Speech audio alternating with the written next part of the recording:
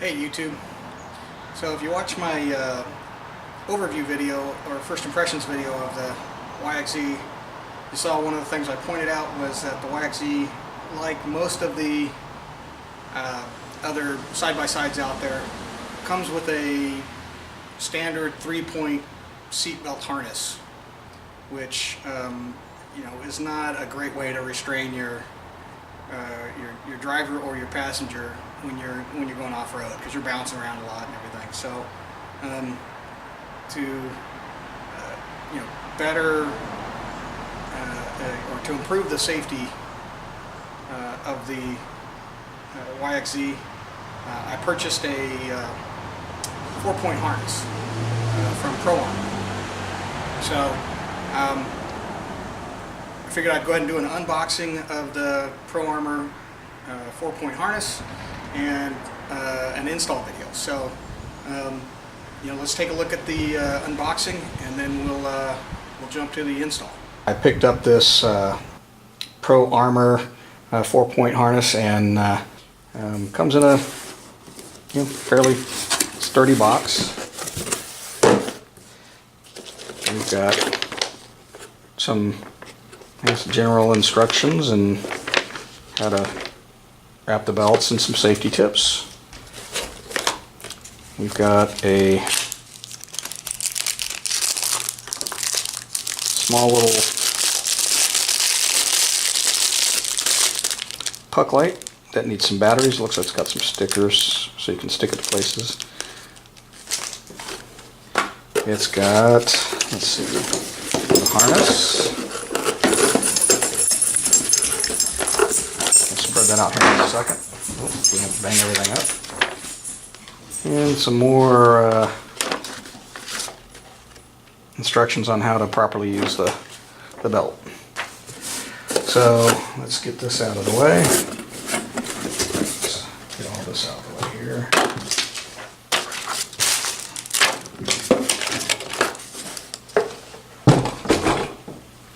Let's take a look at the harness. All right. Take this out.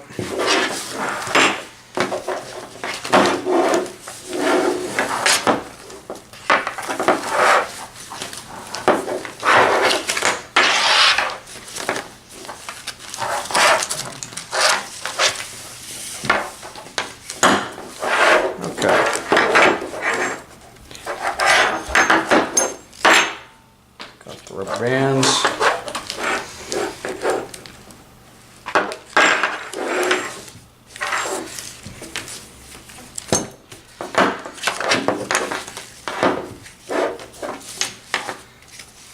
So there's your basic harness. And you'll see that it attaches at 4 points. You got your lap belt, which attaches to the buckles, or to the bolts on the side of the seat. And then you've got your shoulder belts, which attach to the harness bar. And then you've got a sternum clip right here that keeps the harness in place on your chest. And then you got the lap belt buckle. It's pretty nice. It's got a quick identifiable lap harness here that locks into place, just like that. It comes apart. It's velcroed so that it keeps in place, so it's not going to unbuckle inadvertently on you. This is a 4-point harness, but you could easily make it a 5-point harness by adding what they call a submarine belt, which is the one that goes between your legs and bolts to the floor of the car. And it would just have a loop, and it would just slide up here on this, at which point you slide that in and then buckle and locks into place. This is a 2-inch harness, so all the belts are 2 inches, both the lap belt and the shoulder belt. They do make 3-inch harness. They do make combinations of 3-inch belt, 2-inch shoulders if you want. I chose the 2-inch model just because it felt that it would be a little bit more comfortable, because these are nice and wide, and so it'll do a good job holding us in place. The padding on the shoulder is really nice and thick. It's got a little pocket here for cell phone, iPod, stuff like that. It's water resistant, not waterproof. It won't hold necessarily one of the larger phones. If you've got, say, a iPhone 6s Plus, 5-inch or 6-inch kind of screens.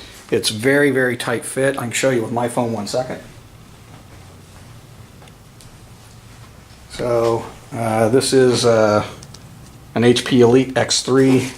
So this is a fairly large phone, and you can see it does fit, but it's a stretch to get it in there. And so it is a very snug fit. So it will fit, but it's pretty tight. So if you've got a phone with a case on there, it would be a very, very tight fit to get it in there. And then it's got a mesh pocket on the other side that velcros in. This is actually where they have the puck light, so you could actually have a sort of a light in there, and then when it's got batteries and stuff, you just click it and it comes on. 3 LEDs. It does the job, but I don't know how useful that is. So we'll take a look at the install next and see how that process goes, and give an overview and of what we think, and then we'll see how it does when we take the first ride out. So there's the first part. Let's move over to the install video, or install portion of the video next, and see how that goes. So the first thing we're going to do is we need to start tearing this thing apart to get to the bolts that hold the 3-point harness in. So to do that, we're going to pop out the seat, get that out of the way, and then there's 4 bolts that hold the seat in. I'll give you a close-up of that here in just a second, but the seat back and the seat bottom rails are all one piece. So you got to pop these 4 bolts out. So these are the 4 bolts to hold the seat rail in, so we're just going to pop those off.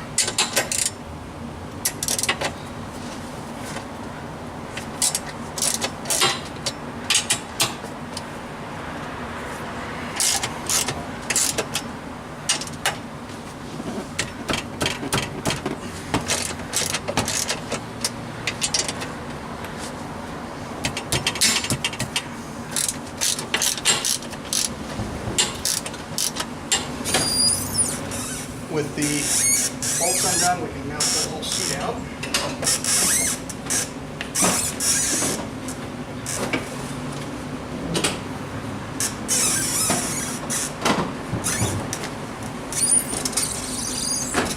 Put that aside. With the seat out, now we can get to the plastics. And you see there are a few little push pin screws here and here that we need to remove. We're also going to have to undo these. These are 10mm bolts. The seat rails, by the way, were 12mm bolts. But we got to undo these things because this plastic, the bottom piece, is tucked up underneath here. So we need to loosen these up so we can pop this out. We're also going to end up removing the side plastics here to get access to the back side of this harness bolt. You'll also notice there is your seatbelt warning plug right here, so we're going to unplug that. We're going to end up having to loop that to make a bypass circuit so that the seatbelt alarm doesn't go off when we're wearing the 4-point harness. These guys out, the side plastics.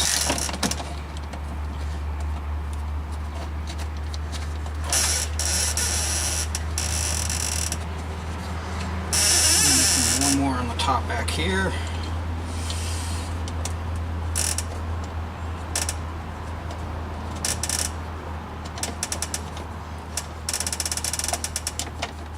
This might be actually a little easier if you had a drill or something, but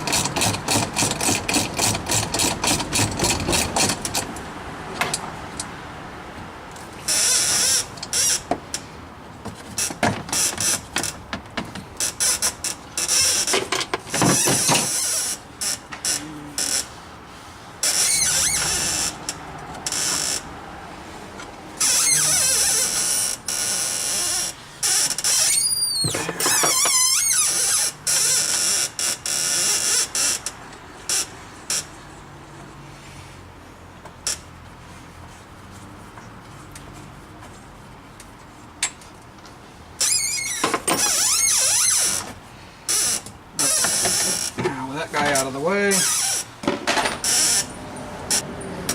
Okay, to get the bottom plastic out, you have to undo all those bolts and push pins, but you also, it's easier if you go ahead and pull the side panel off as well. And so you have a bolt up there, the 2 bolts down here, then you've got a series of push pins up underneath the red console cover. Once you get all those done, then the side piece just pops right out, and then once you have that done, it's easier to pull this whole centerpiece out. Okay, so once you got the plastic piece pretty much undone, you'll still see it's, you know, tight around the seatbelt loop. So you have to remove the 3-point harness. Now to do that, you have access to all the bolts at this point. So there's this bolt right here, which is a 17 millimeter. There is this bolt right here, which you got to get to from the back side, and you got to hit that from here, so you got to loosen this up to get to it. Then there is this bracket here, which has an Allen key underneath the bottom right here that you've got to hit, right up in here. Then there's an Allen key right here that you got to hit. So you got to hit all those bolts to get the harness out. So we'll do that right now. Okay, so these Allen wrenches or Allen bolts are 8 millimeter, and they're on there pretty good. So you need a breaker bar of some sort. So I'm just using a socket extension to break it free, just like that. Okay, to get to the bolt back here, which you can see right there, there's a little nut right back here that you need to pull out. That's also 10 millimeter, so that gives you access so that you can now get back there to that bolt. Okay, so with that bolt removed, you now have the harness pretty much ready to come out. So I just got to pull that last top Allen bolt out, the last few turns of the thread, and this whole thing will be ready to pop out. You'll notice one of the things I did was I went ahead and put this Allen bolt back in as well as this bolt back in.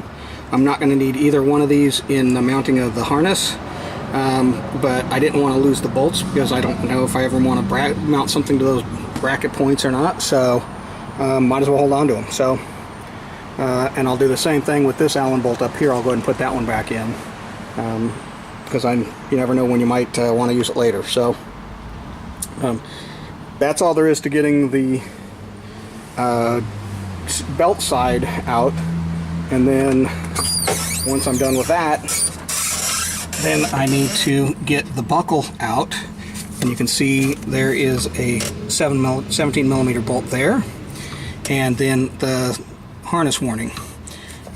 So I'll have to make a little loop back into this. Basically take this wire and reconnect it over here. and then that'll bypass the I said warning. you needed to make a little bypass. You can either buy one for, I think they're about $15, or you can make one for, you know, probably 3 cents. This is the alarm plug that was in the seatbelt buckle. So what I did was I just cut it out of the seatbelt buckle, strip the wires, and twist them together. I'm going to throw some electrical tape on that, and you know, it'll be good to go. So I've already tested it. It works just fine. Allows me to start the car and all that without any, you know, seatbelt warning or anything. So it's extremely easy to do. You know, I'm just going to go get some electrical tape and finish this job and put that back in, and then we'll be ready to go. So here's the old belt buckle, and here's where I trimmed off the wire so I could make the bypass. This went directly to the plug, so I just snipped it off there. But it occurred to me that the wire is actually wrapped in heat shrink tubing. So you can use that tubing by slipping it over the trimmed wire. You can see that by just slipping it over that trimmed wire.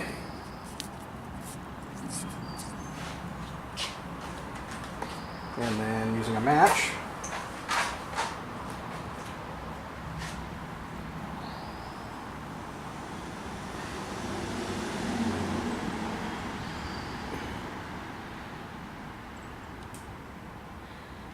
you can shrink it right up and protect that wire. So that's a quick way to do that, and then you got a nice sealed loop. Okay, there's the buckle side out. Note that, you know, you don't have a big area here to be able to fit a socket wrench on, so you'll need a box end wrench to be able to get down in there and pop that sucker loose. Apparently the folks at Yamaha that were putting this together had a fun time. They made a nice little happy face on the bolt. I just noticed that. That was a interesting, fun little find. Little Easter egg, if you will. But here's what I was talking about with the Pro Armor harness. This is probably true of most harnesses that have this wide triangle belt tip. You see that the bracket won't quite line up, so I'm gonna have to grind away just a little bit of that tip of that brass bracket in order to get that bolt to line up. So not a big deal. It's not going to weaken the structure or anything like that, so I'm not worried about safety from that perspective. And then I'm going to have the same problem basically on this side, right? So I can't get the bracket in there because of these tabs, so I'm going to have to do some little modifications just to take these little tabs off so I can get the bracket in there. So we'll do that next.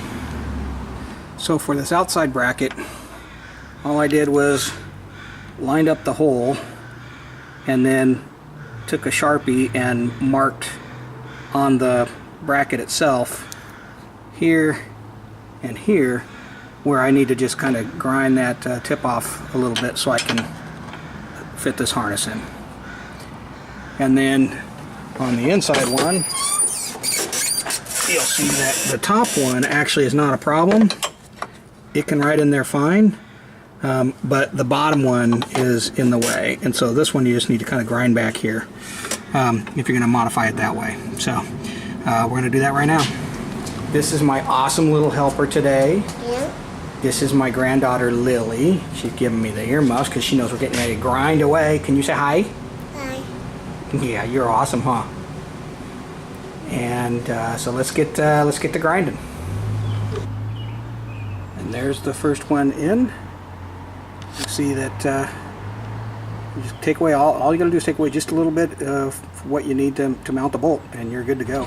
Okay, so as luck would have it, the grinder would not fit in there, so I decided to try and bend the tab, and surprisingly that was actually easier than I thought it was going to be. So I was able to just bend that bottom tab out of the way, and it's all good. So I didn't have to grind anything at all. So I probably should have done that, tried that first. But okay, so now I'm going to hook up the harness, top part of the harness. So you're going to adjust your buckle, you know, to the point where you want it. You know, the pads to sit. The bar's, it's going to essentially sit like that. You want both harnesses to be about the same. So once you got your buckle in place, you're going to come underneath the bar and wrap around like that. You're going to feed through the top. You're going to get it nice and snug. And once that's in place, you're going to feed it back through this other part of the buckle right here.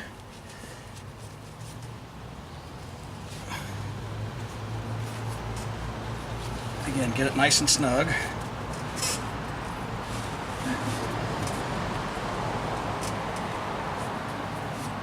And pull that in like that, so that it's sitting there like that. And you're going to feed it through one more time right up here. And that's what's going to lock it in place.